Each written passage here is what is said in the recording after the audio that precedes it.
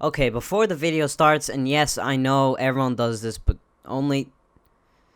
Holy shit. In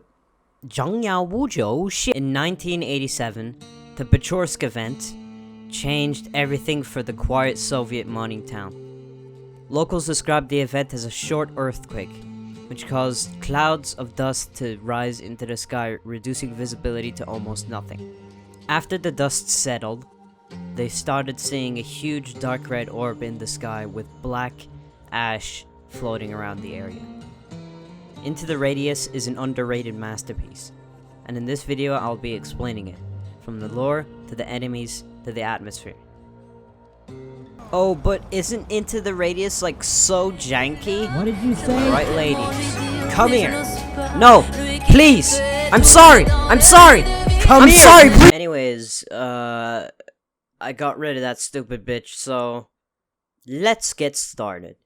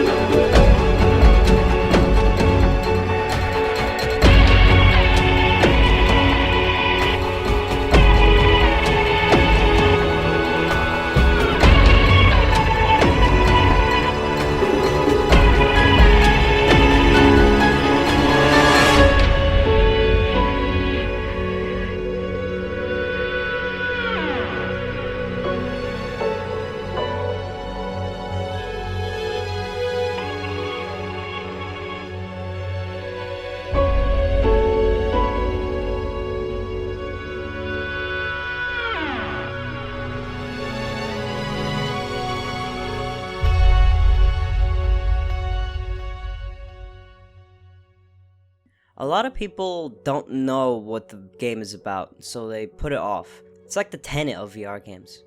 I'll break it down for you right now. It's loosely based on the 1972 novel Roadside Picnic. You walk in an irradiated wasteland and experience some freaky shit. That's why people always call it Stalker VR. They're both based on the same novel. 15 years after the event I described in the intro, in 2002, the United Nations Pechorsk Special Committee, or the UNPSC, keeps administrating the exclusion zone around the Pechorsk Radius, and no one is allowed to enter it unless they're a specialist, aka you. Inside it has been completely abandoned and stands as an isolated and blighted community. Rumors and conspiracies arise alluding to wondrous artifacts, anomalies, and bizarre entities that lurk in the once quiet mining region. You go on missions and skirmishes to find various artifacts and other things that live in the Pechorsk Radius. It's your job to disperse the entities and get what you need for the UNPSC to get. Oh yeah, speaking of entities,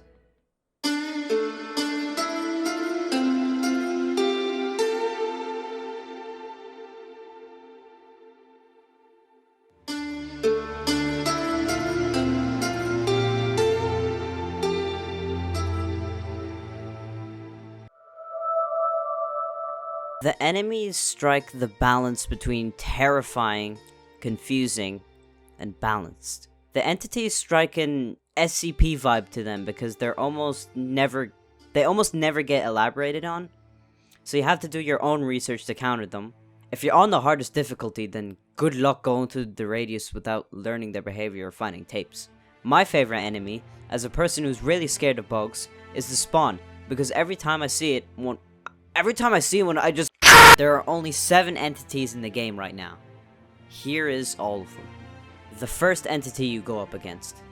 They're sometimes referred to as ghosts because of their translucent bodies. When killed, they fragment and change to show their core. Destroy it, and it's gone. But leave it there, and it'll defragment, and it'll come back with full health. Phantoms are basically fragments, but more translucent and harder to see. They can spot you at greater distances, screeching when they do so. This screech can alert more anomalies or just give you a scare. Other than that, they're about the same as fragments. Spawn are fast-moving, spider-like creatures with 12 legs, measuring about 40 centimeters in size. They have little health but compensate with their mobility. If you don't have good aim or try to run away, you'll be ended as fast as you started. Like the fragment, yet different in behavior and appearance. When it finds you, it sprints at you, and when it comes close, it shoots a laser at you, which can be very bright and disorienting. They go down in a few shots but can be armored, so headshots are key. Yet again, if you don't have good aim, you will die. A mimic appears to be a silhouetted replica of a military soldier. They speak to you, which is very disturbing. I'm over here stroking my I got lotion on my right now, I'm just stroking my And they zero on you and do a lot of damage if you aren't in cover, especially if you're close. They can be armed with pistols, assault rifles, and sniper rifles, or even shotguns if you're lucky. These are the most disturbing yet funny anomalies in the game. They're tall with white eye sockets and they have halos over their heads. They are almost exclusively found in the A few well-aimed shots to the head will put them down, which is easy compared to the other anomalies, but easier said than done. The BTR is an APC made out of shifting black matter. It's considerably louder compared to the other anomalies, so you'll know when you see one. It will drive around with the spotlight trying to find out where you are. If you step into the light, you're gonna wish you didn't.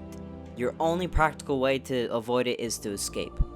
Because not only will it quickly kill you if you're out in the open, but it'll always outgun you, as it is almost indestructible. Realistically, no amount of firepower will be enough to kill the BTR. Your only choice is to run away or find cover. Don't get near it, or you'll almost die instantly. That's all the anomalies in Into the Radius.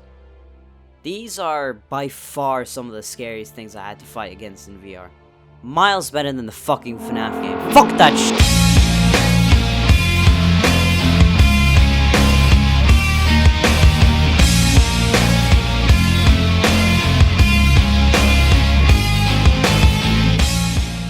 The best part about this game is that atmosphere, dude. See, when you're making a horror survival game, you can make the scariest thing ever made. But if you don't have a good atmosphere, then all that shit is flushed down the loo, like my nan's ashes. What I've got is I've got a nice large nan. My nan's dead, so that don't matter. You want to build up that feeling that you are delving into a place where everything is either dead or bloodthirsty, and ITR smashes it. Even though the enemies don't have the most creative design, and all look like unvaccinated children after the age of 18, seeing the derailed train made me sit down and contemplate what I was doing, and how I was going to get out of there. If you don't think this game is scary, your name is probably Liam, and that means you're an asshole. Liam, you're an asshole! I was sitting in a bathroom trying to evade the entities, when I heard, "Is Max coming out to play?" And I stayed there, mortified, before a fragment came and said, Get off the toilet! Get off the toilet!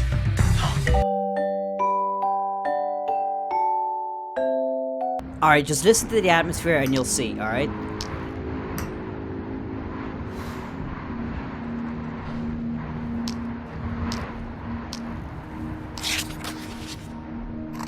UNPSC, Explorer 12, Log 8-13, Fragments. Fragments are humanoid in appearance, although it is unclear whether the material they are composed of is biological in origin. We have observed over time that the bodies of fragments have a texture reminiscent similar to rubber and of wool, and though they are not as warm as living human beings, their body temperature is higher than that of inanimate objects. This debunks a myth prevalent in the first few months after the event among the changed and even some UNPSC scientists that fragments are reanimated corpses. There is, however, a new and more dangerous myth circulating. A few explorers claim to have recognized missing colleagues among fragments and insist that, therefore, at least some fragments are former changed. One explorer reported killing a fragment that had the features of his romantic partner who had disappeared sometime prior. He subsequently received extensive counseling for PTSD, which unfortunately seemed to have been insufficient, as he eventually cut off contact with the UNPSC and other explorers and is presumed defunct. Such are the unfortunate consequences of unfounded speculation about the nature of the zone phenomenon. Other field researchers I have interviewed are in agreement with the UNPSC that fragments are not in fact formed or changed. I advise explorers to set aside any doubts on this account and defend themselves as necessary when encountering these dangerous creatures.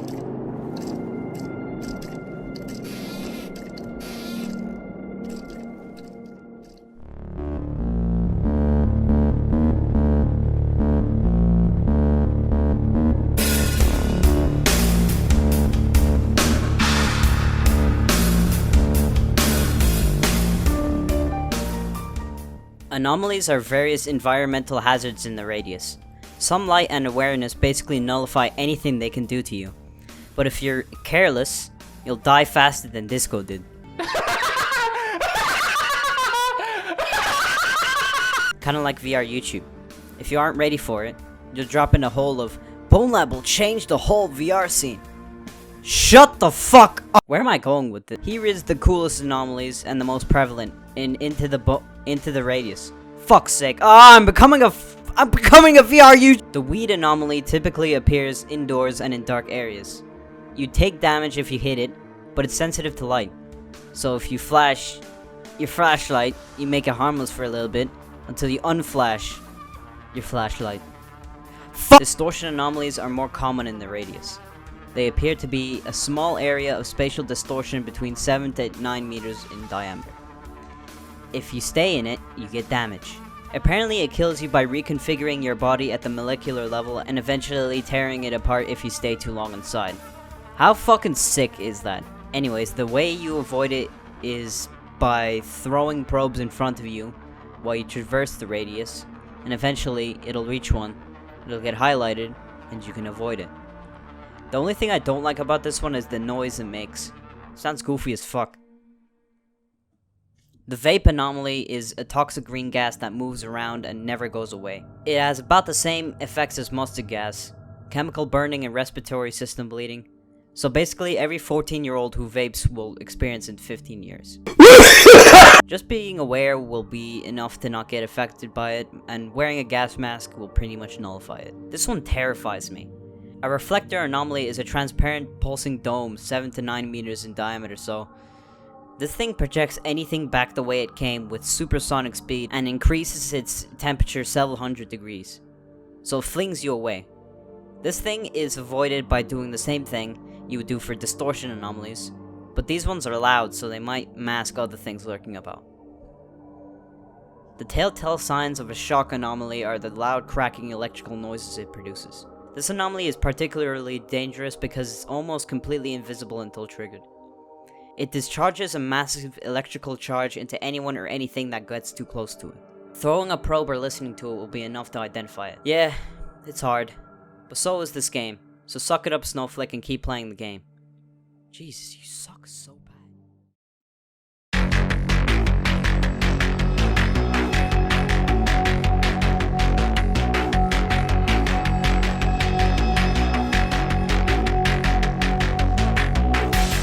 Jankiness is the main reason why people don't want to play the game or get discouraged from playing it. You gotta get used to essentially another way of manipulating VR controls. See, there's two sides for VR gamers, polish and jank, and if you're used to one side, it'll be hard to transition into the other side. Hello from the other side. Yeah, just like I said, Sycamore, this game's janky. That's why I don't play it, am I right? You know the drill. Not a come game, here, prefer rec. Come here. This game has a bunch of glitches too. Just like your favorite game from December 10th, 2020. They're not exactly game-breaking, but they're there. And you know the drill of immersion in VR and how easy it is to lose it. One of the most driving factors for VR gaming is the full body immersion. The feeling of being plopped into a world with endless possibilities. Your imagination is the only limit. But in ITR, the limit is opening drawers. Don't get me wrong, polished games have glitches too, and they are more noticeable too when you're playing. Your exposure to glitches are reduced when you play polished games, and therefore your mind is conditioned to notice them easier.